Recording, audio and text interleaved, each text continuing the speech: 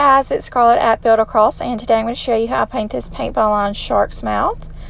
I'm going to go in first and just base coat everything. So I'm going to start with the color Cotton for his teeth.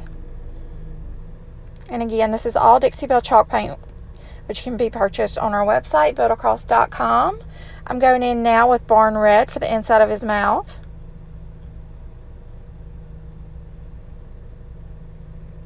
And then last, I'm going in with Cobalt Blue for his face.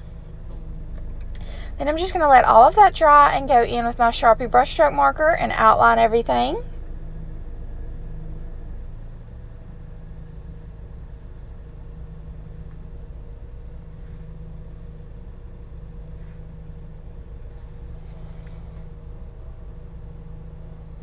And then once I'm done outlining, I'm going to go in with a little bit of the color Cotton and a number 4 round and highlight everything just to brighten it up, and that kind of finishes it off for me.